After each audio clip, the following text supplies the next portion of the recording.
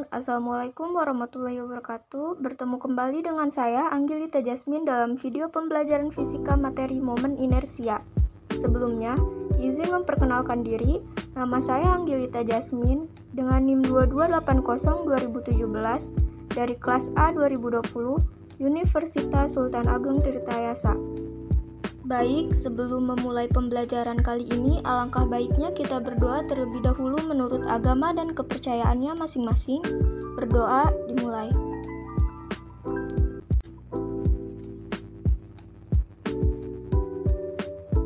Selesai. Untuk murid yang hadir dalam pembelajaran kali ini, dipersilahkan untuk mengisi absensi terlebih dahulu untuk mengisi link Gform di description box. Sebelum kita menjelaskan materi yang akan kita bahas, apa ada yang masih ingat tentang dinamika gerak lurus? Pada video pembelajaran kita hari ini membahas dinamika rotasi, di mana kita lebih difokuskan membahas tentang momen inersia. Nah, sebelum kita membahas momen inersia, kita flashback dulu nih pada saat di kelas 10 tentang dinamika gerak lurus. Ada yang masih ingat tentang materi dinamika gerak lurus? Jadi intinya dinamika gerak lurus sebelumnya tentang hukum Newton. Dan hari ini kita fokuskan pada hukum 2 Newton.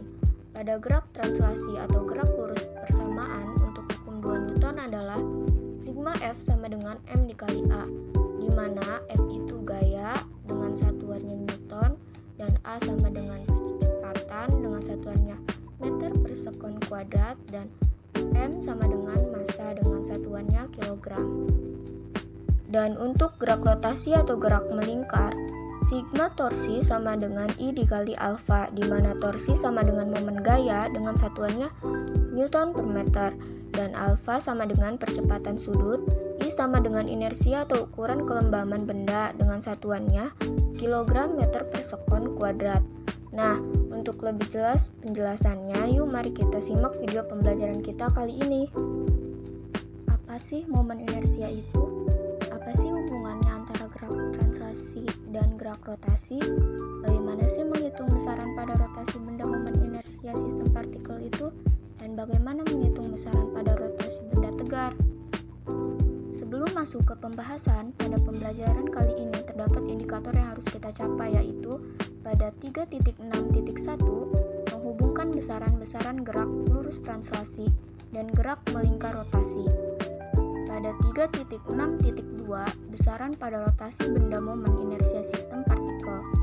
3.6.3 mengimplementasikan benda tegar momen inersia. Dan pada 3.6.4 menghitung besaran pada rotasi benda tegar momen inersia. Nah, tujuan dari pembelajaran kita kali ini yaitu yang pertama, peserta didik mampu menghubungkan besaran-besaran gerak lurus translasi dan gerak melingkar rotasi. Yang kedua, peserta didik mampu menghitung besaran pada rotasi benda momen inersia sistem partikel. Yang ketiga, peserta didik mampu mengimplementasikan benda tegar momen inersia.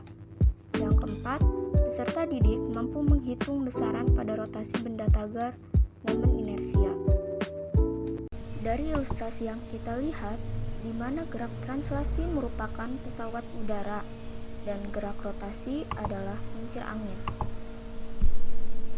Nah, setelah kita perhatikan pada video ilustrasi tersebut, kita dapatkan ternyata gerak rotasi itu analog dengan gerak translasi. Sekarang perhatikan lebih detailnya. Besaran-besaran analog gerak rotasi dan gerak translasi. Yang pertama kita ambil dari posisi. Nah, kalau di gerak lurus posisi itu disimbolkan dengan S, sedangkan gerak melingkar itu theta. Apa hubungannya? Bahwa untuk mencari S itu adalah perkalian antara theta dengan jari-jari R. Dan untuk kecepatan gerak lurus simbolnya V, di gerak melingkar simbolnya omega. Apa hubungannya untuk mencari V? V itu adalah perkalian antara omega dengan jari-jari R.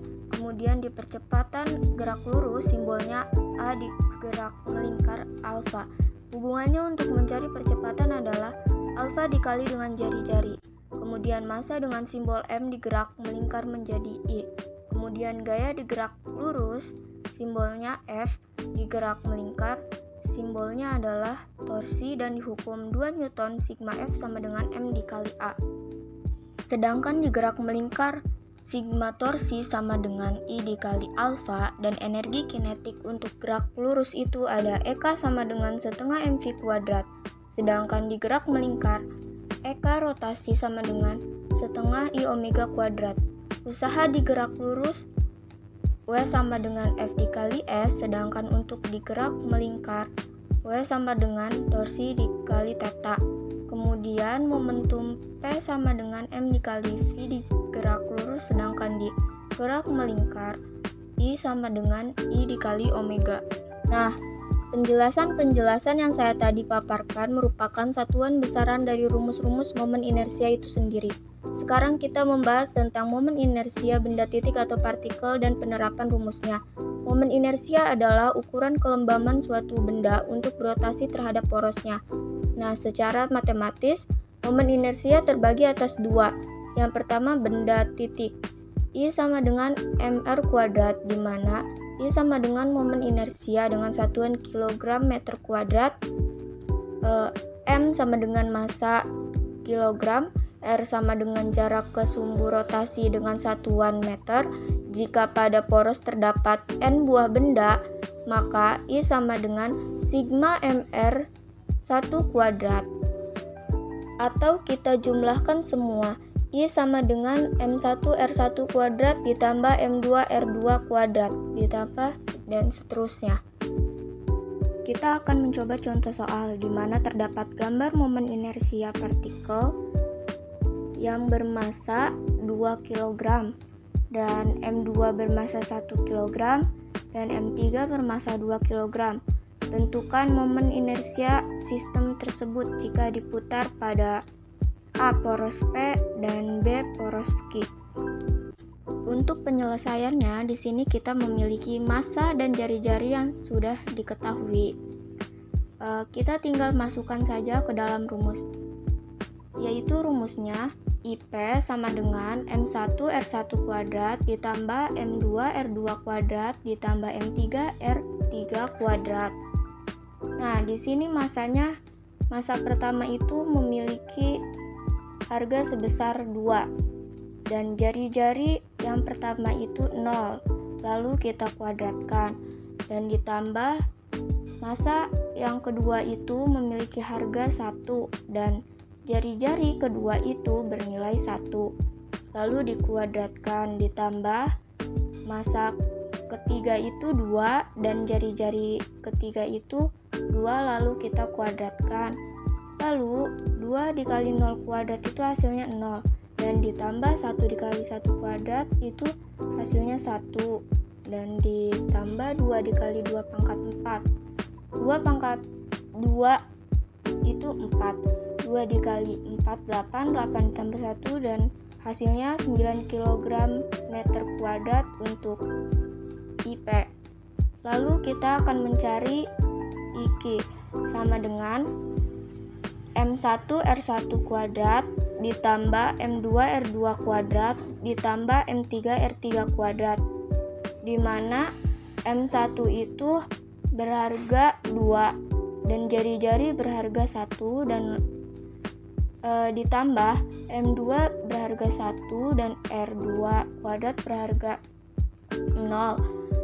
0-nya dikuadratkan lalu ditambah M3 bermassa 2 dan R3 bermassanya 1 lalu dikuadratkan dan memiliki hasil 4 kg meter kuadrat. Nah, sekarang mungkin kalian sudah mempunyai gambaran tentang momen inersia benda titik partikel. Sekarang kita akan menjelaskan tentang momen inersia benda baku atau benda tegar dan bagaimana sih penerapannya. Benda baku adalah benda yang memiliki satu kesatuan massa.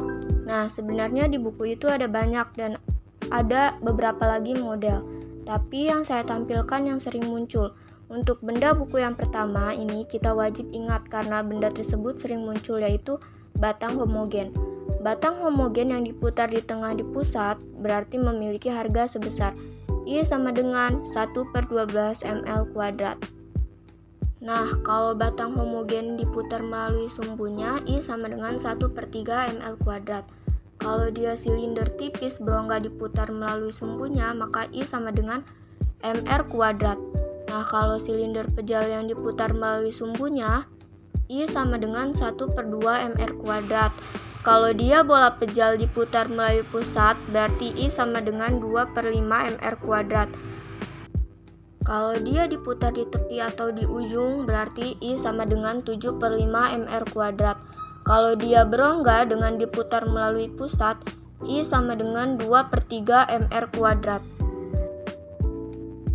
Contoh soal, yaitu batang homogen AB dengan panjang 60 cm bermassa 3 kg diputar dengan sumbu putar tegak lurus berjarak 1/3 L dari ujung A.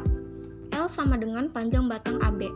Berapakah momen inersia batang AB tersebut?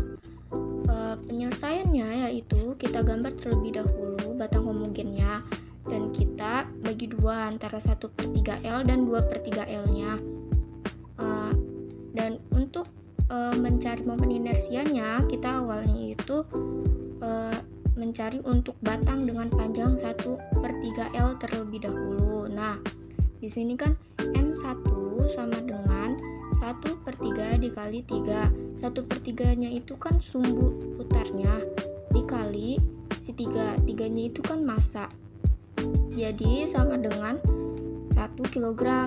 Lalu untuk si L1-nya sama dengan 1/3 dikali 0,6 sama dengan 0,2 meter. Kenapa 0,6? Karena dari panjangnya 60 cm itu kita kemeterin. Lalu I1 sama dengan 1/3 M1 dikali L1 kuadrat sama dengan, nah kita masukin, tadi kan sudah dicari dari M1 sama L1-nya. Nah di sini 1/3 dikali M1-nya kan 1 tuh kita masukin, lalu L1-nya itu 0,2. Nah, di sini kan dikuadratin jadinya 0,04 sama dengan 4/300 kg M kuadrat. Lalu untuk batang dengan panjang 2/3 L. Nah, ini untuk mencari si M2-nya sama dengan 2/3 dikali 3 sama dengan 2 kg. Lalu L2 sama dengan 2/3 dikali 0,6 sama dengan 0,4 meter.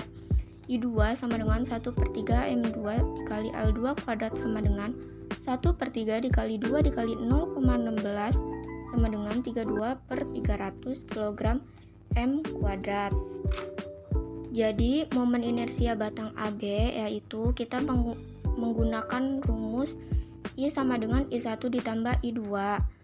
I sama dengan, kan tadi I1-nya seharga 4/300 tadi di hasilnya, ditambah I2-nya itu 32/300, jadi I sama dengan 36/300 sama dengan 0,12 kg M kuadrat. Oke, mungkin sekarang kalian sudah mulai mengerti terkait materi yang telah disampaikan. Baiklah, selanjutnya saya akan memberikan soal sebagai tugas dan untuk menambah pemahaman kalian. Silakan untuk dikerjakan dan dikumpulkan melalui email. Untuk alamat emailnya akan tertera di description box ya. Selamat mengerjakan.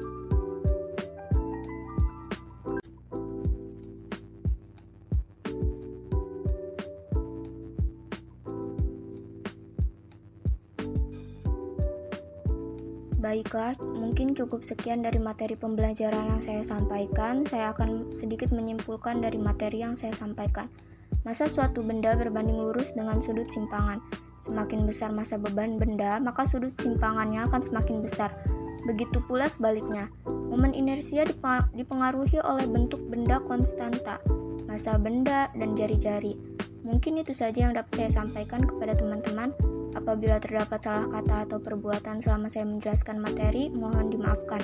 Kita masih sama-sama belajar. Terima kasih. Wassalamualaikum warahmatullahi wabarakatuh.